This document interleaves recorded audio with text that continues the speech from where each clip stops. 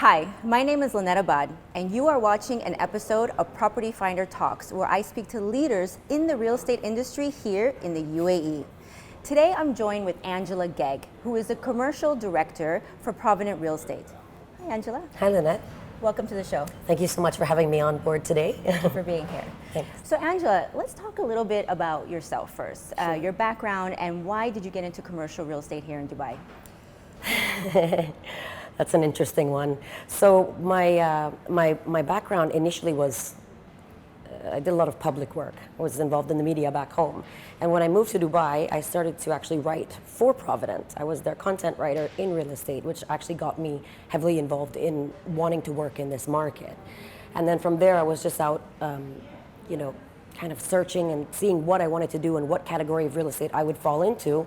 And my mentor at the time, he's the one who really advised me about the commercial market, about the different, the rank of it, how the work that goes into it. My energy levels would be complete. I would be satisfied. It would be more than just the regular real estate market. There's a little bit more to it. And I really fell in love with it from then, and that's all I've done. And it's been a good almost 7 years since. Wow. So yeah, the reason why I wanted to talk about commercial real estate in this episode is because we're always talking about residential, whether it's in the news or the press and what's happening with the projects, with developers. No one really talks or touches upon commercial real estate. And there's a lot happening in commercial over the last few years. And the fact that you just decided to jump straight into commercial without going maybe a stepping stone resi and then commercial is actually quite interesting. So I want to get into that.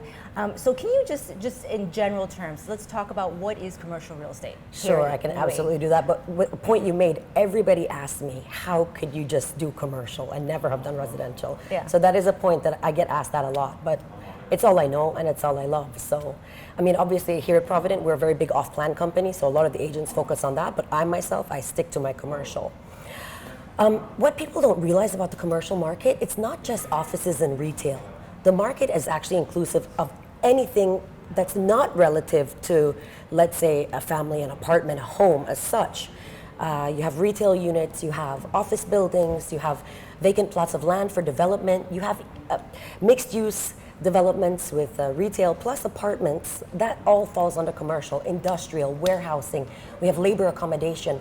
It's very broad, and there's so much that we can do. So it's a very exciting field to be in.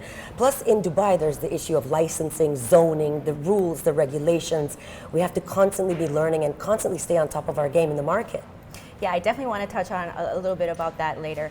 But a quick question. I heard a stat a few months ago that right now under construction is about 50% of the total retail that we have existing today. Right. So how do you see that playing over the next few years? How do you see absorption of that retail space? And where is this space coming up?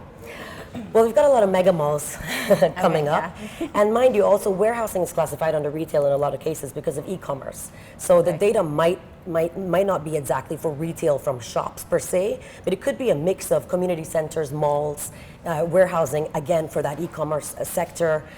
So there's just so much to it. And while it's under construction, it's mainly the mega malls that I would say are under construction. And we have quite a few coming up. And we have just in every zone, in every area, we're just constantly building. Is the demand there though for all those mega malls? We're expecting it to be, and we're building in anticipation, I would say, of the expo and the post-expo, because the statistics that have been shown, public, from the reports, are 15 to 30% retailers will be stepping in post-expo to remain here. Just as the residential market is talking about maybe 1% of the people coming in will remain, we also need F&B, we need retail, we need that to continue. So touch wood, it'll just get better. Of course, yeah. Everyone's talking the Expo 2020 and what's going to happen before, during, and even after. So. Right. So I'm from a country called Belize. It's a very small country in the Caribbean, and I've been here for, I would say, 7.5, almost 8 years, and not one person from home has ever messaged me about Dubai until recently. Everyone is excited to come to Expo, and I'm from a very small country, and people have been messaging me, I want to be there for Expo. Expo sounds so exciting. We're getting a lot of publicity on the world map. Yes. So while we're here and we're in the middle of it, in the Western regions and everywhere else in the world, it's getting tons of publicity. So it's very exciting. I don't think everyone here in Dubai really understands what's going to happen over the next year and a half. No. Yeah, everything's just going to explode across all sectors. That's correct. So let's talk a little bit about warehousing. So e-commerce has disrupted the warehouse industry here in Dubai over the last few years. Let's talk a little bit about that. Well, some of the big boys, as you know, have moved in. Amazon has bought Souk over, and so they're just expanding nonstop. E-commerce in itself, just for shopping, you have clothing brands, you have everything you could possibly want to order online, electronics, you name it, it's there. And let's be real, we tend to be a bit lazy at times. I mean, even I myself am guilty of sitting on an app and ordering my groceries. I don't go to the supermarket anymore. It's the same. So we're all guilty of that. And what a luxury it is to have to just go on your phone, get on an app, and order whatever you need for your house, whether it be a washing machine, a fridge, clothing, you name it. It's there. I mean, anything you can think of, it's there. Art, anything. So are the warehouses currently existing to support the e-commerce infrastructure, or where are they building? I think it's a mix of both. So Al Quoz was a big area for warehouses and a lot going on there, but now we're finding people to be moving out more to the IP, to these areas, Ras Al Khor. These areas are starting to pick up momentum. Al Quoz will always be strong. In fact, in Al Quoz it's also changing because you have a lot of central kitchens happening there as well. So the trend with F&B and retail, as well as not necessarily restaurants, you have all the food apps like Zomato, Deliveroo, all these apps, Uber Eats, you name it. So I find that they're really focused on the central of Dubai. And then the bigger guys who deal in shipping and what have you, that take a few days to send out their products, are located on the outskirts. This is just from my expertise in the field and from what I've seen and from what I've experienced. Interesting. So today, what would you say 2019, what has been the highest demand for commercial? Has it been retail, industrial? I think it's a mix of everything, to be honest. There's a lot of investors in the market, people looking to invest in buildings. I get a lot of requests for buildings. Hospitals are there. Schools is always, people always want to invest in schools. Of course, warehousing in regards to leasing, without a doubt. But in regards to the sales, I would say it's more large-scale asset type of product.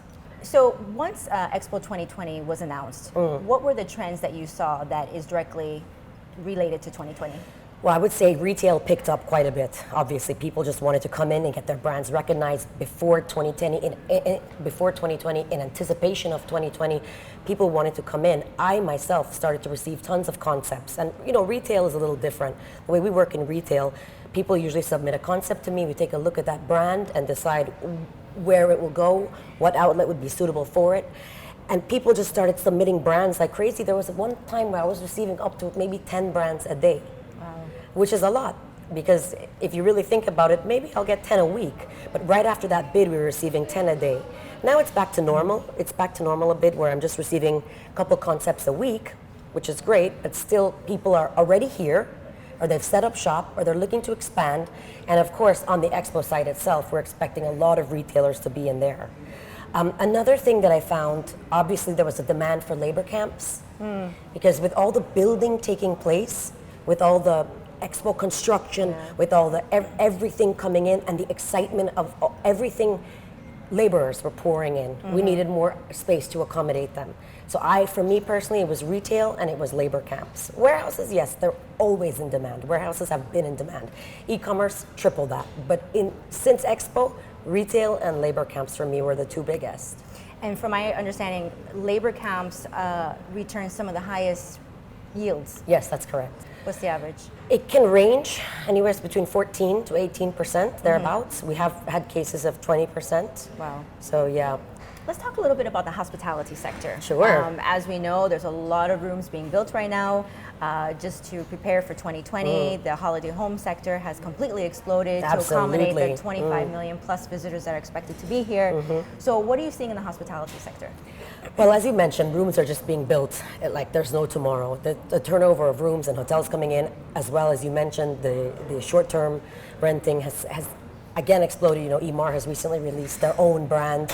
That's on the wings of everything that's been happening. And aside from that, of course, comes the retail, again, F&B. Yeah.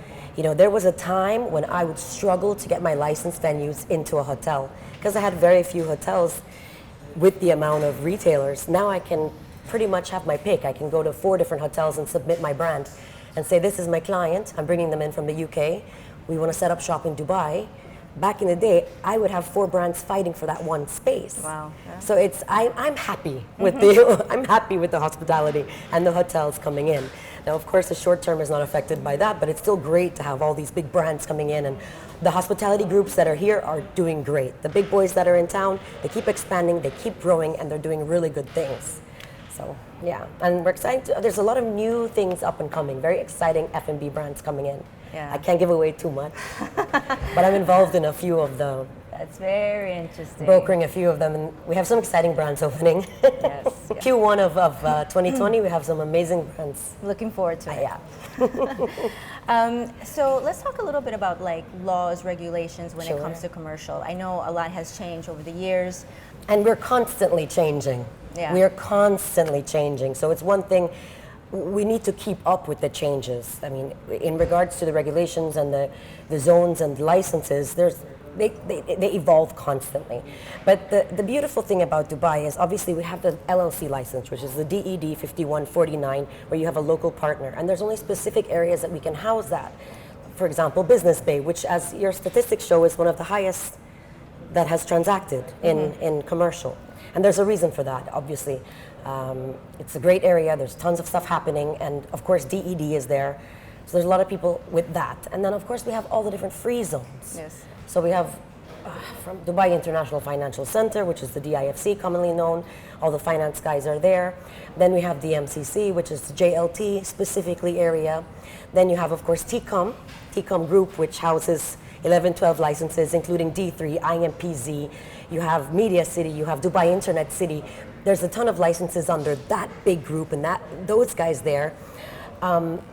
And it's just very exciting when you get into it and you start to understand and know the differences with licenses. And with my clients particularly, I love to be involved in their process and explaining to them what they need to do with the pre-approvals, with the setup, where they should go. Let's get you pre-qualified. And there's so much to do, but you do need someone who knows what they're doing. Absolutely. And who understands. Yes. Yeah. I don't think most people understand that a typical commercial deal takes over a year. It can do, absolutely. Yeah. Some of my deals, 6 months, a year, sometimes plus minus. And you can see I'm very passionate about what I do. I love the market. I'm addicted to commercial real estate in a sense where it became such a big part of me, and I constantly want to grow and learn and understand it more and more. And I work with lots of the authorities. I've been very lucky to work with a ton of people in Dubai, and it's quite interesting being in this field. It's great. So let me ask you a question, because with commercial real estate, it's really like you have to roll up your sleeves and get down and dirty. Yes. Especially like going through the warehouses, shell and core, no air conditioning in this heat. And you are probably one of the few women that I know in commercial real estate. I probably count them on one hand. So how is it being a woman in commercial real estate? It's the same as being a man, except I just pin my hair up and put on my steel-toe boots. You have to be a trooper and a hustler. That's for sure. Absolutely. No, it's people don't realize what I do. I'm on construction sites. I do go to the labor camps. I put on full abaya. I don't go in on a regular. I'm in, malls that are upcoming, community centers that are not yet built. It is, and in the summer months especially, it's no joke. Yesterday I had a few meetings, and I ended up having to do viewings in all shell and core spaces, and I had on 6-inch heels. I was dying, but the struggle is real, and that's what I've signed up for. So I have to just continue doing it. You did it in a glamorous way. Absolutely, but let me tell you, I was dying. But no, I mean, it's interesting. I find that maybe in the beginning, some people will in the beginning of my career, I might have been looked at a little differently, but I think that I've earned the respect of a lot of people in the industry, and they know that when it comes to it, this is my work and my passion, and I love it. Yeah, and I'm not afraid to get dirty. I'm from the Caribbean. We don't play. So where do you see commercial real estate going over the next 5 years here in Dubai? Well, I think it'll obviously continue to expand. It'll continue to grow. I mean, projects are just not stopping. Yeah. There's constant movement. We're evolving constantly. I think the numbers have been predicted that we're injecting, I think, 150 odd billion into the economy post-Expo over the next, 10, 15 years. So with that money coming in, we have nothing to do but to grow, to expand. Plus, who's going to build for us? And aside from the commercial market, when you look at all the buildings and the developers that are here, constantly building not only the off-plan residential, we've got lots of more office space coming in. And Dubai is the HQ of the Middle East. This is where every headquarters is. This is, you know, the numbers are here. So things are just looking better for us, I think. Yeah, it's definitely on both sectors, both commercial and residential. Absolutely, Yeah. absolutely. We bounce off of each other. Yes. We're the yin and yang. Yeah. So like my team is all residential, I'm the commercial, and obviously my commercial team as well. But as a company, as a whole unit, we're the yin and yang. We just do everything. That's good. Yeah. So speaking about offices, Angela, what is the trend that you're seeing now with offices? Are you seeing more grade A, shell and core, fully fitted? The trend, I would say, and the demand is right now fitted. Okay. A lot, because VAT came in, the VAT 5% came on. So now we have to add that on to everything. So now when somebody comes into a shell and core space, they have to pay 5% on every single thing they do, and that includes the fit out. Wow. And of course the rent as well, since that's been implemented.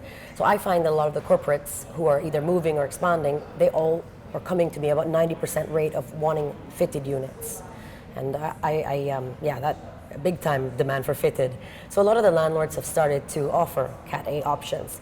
They're fitting them out. Central Park, for example, DIFC, Index, DIFC, they're offering them fitted. I have many units, the Innovation Hub came up in TCOM. We're giving the option to the client so they can either rent shell and core status or they can rent fitted. When I first started in commercial real estate, in regards to offices, it was all shell and core. Everybody only ever wanted shell and core because of course they'd get a much better price and then they could do the fit out to their liking. They'd get their approvals and let's say within 3 months, 4 months, depending on the contractor they use, that fit out would get done to their exact liking. Over the years and with different things coming in, Dubai speeding up, everything happening here, fitted. We want fitted. So this is right now the demand. So it's been interesting to work in the market and see just the ups and the downs, different and trends it as goes well. up, it stays, it comes down. The changes in what people want, the changes in what people need. It's been an interesting, I wouldn't say it's a roller coaster, it's just been an interesting ride. So has the WeWork model, it's slowly coming in. Slowly, over, like, slowly, the it's last trickling year. in. Yeah, it is, It's exactly, trickling. in. It's not here yet, in my Okay. opinion. It's not really here and heavy yet. I think we still need some time for that to develop. But what I have seen is a lot of people commercially who are in Dubai, in this emirate, moving, let's say, also to Abu Dhabi, Sharjah. UAQ is picking up quite a bit, Al Quwain. And then, we have the Hyperloop coming in next year as well, which is the transport between Dubai and Abu Dhabi. Is it really coming in though? From what I've read, we're still on board. Okay. I think from the last research that I had, the capsule was in Toulouse. I'm not sure if that's been updated or not, but I was reading about it. And the last update that I saw was in the beginning of this year. And it was definitely still in process. Okay. Have you heard otherwise? I've heard many different stories. Okay. Well, if that does come in, the connection between Dubai and Abu Dhabi would be excellent. Of course. So, and a lot of my retailers especially all want to open branches in Abu Dhabi. Okay. So that's been picking up. And when the retailers open in Abu Dhabi, we also need offices in Abu Dhabi. So while Dubai is our hub and everything is happening here, I do find things are coming into the other Emirates as well, which is great for us, for the UAE as a whole. Yes, absolutely. And do you see particular trends in other Emirates that's worth talking about? Well, Sharjah, for example, lots of warehouses. That's big industrial. Why is that? Close to Dubai, 45 minutes, easy Cheaper? access. Absolutely, much cheaper without a doubt, yes. But within proximity, it's just there. So land prices are much cheaper. Yeah, definitely. Interesting. And what about like in Iraq or? Ras Al Khaimah, oh yes, absolutely. Tons of factories and whatnot. It's more of an industrial area as well. Okay. UAQ is again picking up. We have some beachfront communities coming along, which are really great. We have malls there coming up, community centers coming up. I'm not sure if you've been down to Ajman and UAQ lately. No. But it's starting to pick up. I'm working on a few developments down there as well. Interesting. So yeah, exciting stuff. So I think only great things are left to happen. Absolutely. Yeah. There's a lot of growth happening, not only in Dubai, but just all over the UAE. And that is very Absolutely. clear. Yeah. It's very clear. Okay, Angela. So I'm going to ask you the Property Finder Talk signature question. If you have unlimited resources, what would you do within the commercial real estate sector here in the UAE? Oh wow, that's a great question. Unlimited resources. Lynnette, there's so much that I could do if I had unlimited resources, aside from my own investments. Let's say I would start to invest heavily in commercial assets. I would actually love to build and expand, be involved with building of malls, purchase community centers, be involved with schools, building schools, being able to offer lower tuition rates to people coming in, hospitals, healthcare for expats, and be able to give that back to Dubai and to all of us living here. It sounds like the dream to have unlimited resources and to just give back to everybody, but it would be such a great thing to be able to give back to everybody who comes here and works hard and lives here and just give something to them. Yeah. What you could realistically do is hospitals and schools and free healthcare and education and things like that. And then of course, I'd love to personally invest in assets, large assets. That's a very good answer. Thank you. Well, thank you for being on Property Finder Talks. Thank you so much for having me. Thank you for watching this episode of Property Finder Talks. Stay tuned for the next, where we explore the ins and outs of the real estate industry here in the UAE.